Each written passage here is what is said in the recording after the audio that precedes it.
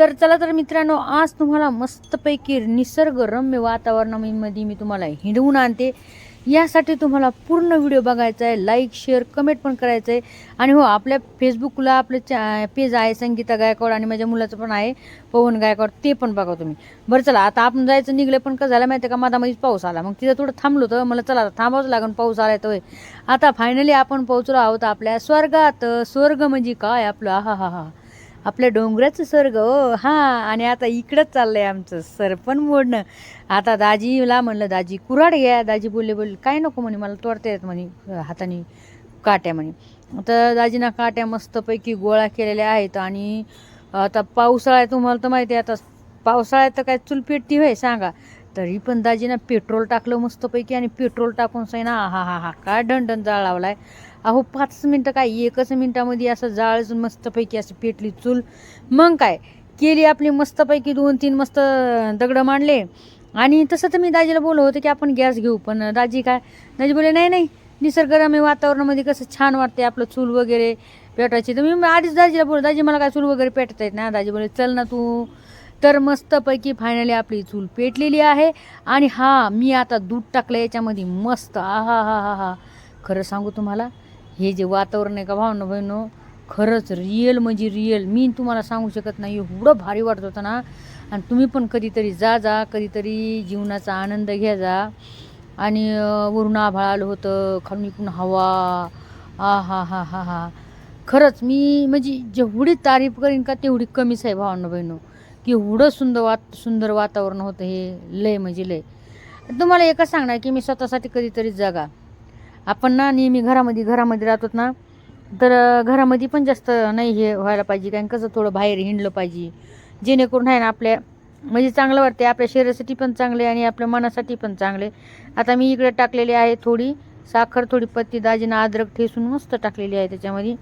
आणि ह्या पावसाळ्यात असं निसर्गरम्य वातावरणात कडक चाय सगळ्यात फेवरेट म्हणजे काय असते आपली, कडक चाय.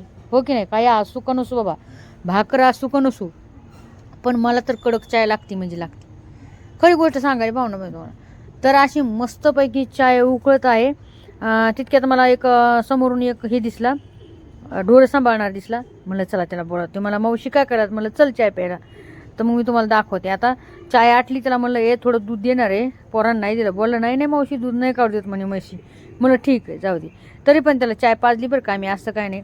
तर हे वाडा बघू शकताय तुम्ही, एक नंबर म्हणजे असं इथं एवढं पाणी वाहते ना, तुम्हाला काय सांगू लय जावा पाऊस कायमध्ये. आणि ह्या म्हशी बघा, आणि हा पोरगा चक्क 50 ते 60 म्हशी सांभाळतोय, म्हणजे किती आचमाची गोष्ट आहे, एक विचार करा तुम्ही. हो, आणि म्हणून म्हणते मी, काय गावाकडचे आणि शेतकरी पोरं हे कधीही मागं सरत नाहीत. बघा भावना बहिणी, एवढ्या त्याच्या म्हशी बिचारा एकटं सांभाळ. त्याला खारी दिली दाजीने, त्याला खारी दिली, चाय दिली. आणि त्यांनी पिळत ते बोलला की ताई दाजी तुम्ही दुसऱ्या वेळेस कधी येणार. मी म्हणलं हो, तुला काय खायचं बाळा सांग, आम्ही चिकन आणून म्हणलं आपण इथं मस्त पैकी करून ठेवू. बोलला हो ताई मी खाईन म्हणे, हा ना म्हणे. तर असं काय गोष्ट आहे की हे बघा, असं नाही की म्हणजे एक छोट्या गोष्टीमध्ये आनंद भेटत असतो. आता खरंच खूप खुशी वाटली त्या बिचाऱ्या पोरांनी चाय पिली, खारी खाल्ली, खूप छान वाटलं. तर कसा वाटला तुम्हाला आजचा ब्लॉग, आणि मला कमेंट करून सांगायला विसरू नका. आणि मी चाय पित होते तितक्यातच अरे बाप एवढा पाऊस आला, मला तर चायसुद्धा पेरणं झालं. तितक्या दाजीची बार चल घरी. दाजीचं नुसतं हे चाललं होतं की बाबा चल लवकर. कारण त्यांना माहिती आहे ना, पाऊस पडायला लागला तर थांबत नाही. आणि डोंगरावरून कसं आहे माहिती आहे का, एकदा पाऊस पडायला ना तर पूर्ण लाट्या अशा हे होत्यात डोंगरावरून, माणसाला उतरता पण येत नाही आणि काय नाही, माणूस अडकून बसते. कारण की दाजीने लहानपणापासून तिथं इथं म्हणजे असे ढोरं सांभाळलेत ना, त्याच्यामुळं दाजीला सगळं माहिती आहे. तरी पण तुम्हाला आजचा ब्लॉग कसा वाटला नक्कीच मला कमेंट करून सांगा भावांनो बहिणींनो प्लीज. आणि तुम्ही जर सपोर्ट केला तर नक्कीच मी अजून पण असे छान व्हिडिओ करीन. आणि नेक्स्ट रेसिपीचा व्हिडिओ तुम्हाला कोणता आवडेल मला नक्कीच सांगा. याच्यावर आपल्या संगीता प्रोडक्शनवर तुम्हाला कोणता आवडेल, तसं तर मी रेसिपीचे टाकत असते. तरी पण लव यू सगळ्यांना, काळजी घ्या.